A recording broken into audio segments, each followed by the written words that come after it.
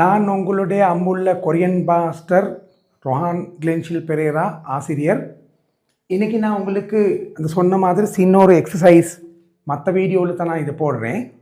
இந்த வீடியோவில் நீங்கள் பார்க்கணும், தமிழ் எழுத்து இந்த சைடில் எழுத இயலாது. இந்த சவுண்ட் உங்களுக்கு மூலையில் இருக்குதான்னு பார்க்குறது தான் இந்த எக்ஸசைஸ் செய்கிறது. இன்னைக்கு இருக்குது என்ன, ஆ யா ஓ யோ ஊ யூ உ இ. அது தமிழ் எழுத்து எழுத இயலாது, இந்த மாதிரி எழுதிக்கணும். அதுக்கு பிற்பாடு இந்த பக்கெட் இருக்குது, கொஞ்சம் டக்குன்னு நான் சொல்கிறேன். அக் அக் அன் அத் அத் அல் அர் அம் அப் அப் அஸ் அங் அச் அஜ் அச் அக் அத் அப் ஹ. அதையும் தமிழில் எழுத இயலாது, தமிழில் எழுதுனதை பார்க்கவும் இயலாது. இப்போ நீங்கள் தனியாக இந்த எழுத்தை எடுத்து இதுக்கு போடணும். போடுற நேரத்தில் இப்போ கோட் 2 தானே இருக்குது. இதில் மெயின் கோட் என்னான்னு பார்க்கணும். மெயின் கோட் நேராக இருந்தால் இந்த மெய் எழுத்து போடணும் இந்த பக்கெட்டு. அப்படித்தான் நம்ம படித்தோம். இப்போ பாருங்கள், இப்படித்தானே போட்டோம். இது கா. அப்புறம் இப்படி வந்தா என்ன, கியா. இப்படி வந்தா கோ.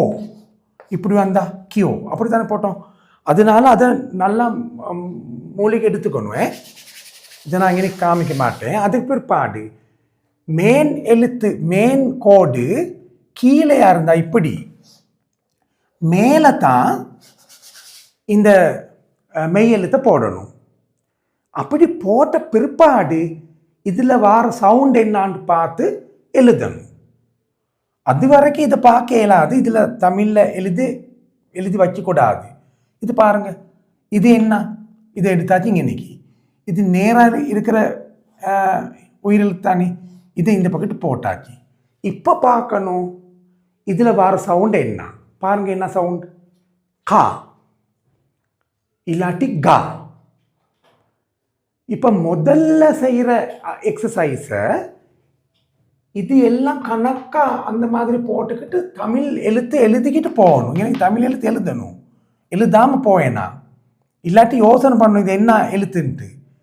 அப்படி கணக்காக இதை ஃபீல் பண்ணணும். அப்போ நாளைக்கு அடுத்தடுத்த நாளைக்கு இந்த கிழமையே என்ன செய்யணும், இந்த மாதிரி கணக்காக செஞ்சுக்கிட்டு இந்த மாதிரி வரைஞ்சிக்கிட்டு நமக்கு வேண்டிய இடத்துல எடுக்கணுமே இதை எடுத்துக்கிட்டு வரணும். இங்கனைக்கு வந்தோன்னே இது கீழே போடுறது.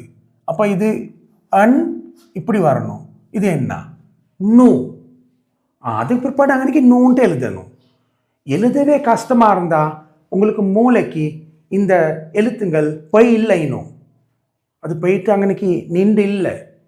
அப்போ அப்புறம் பார்க்கணும். அப்புறம் பார்த்து தான் இதை ஃபில் பண்ணணும்.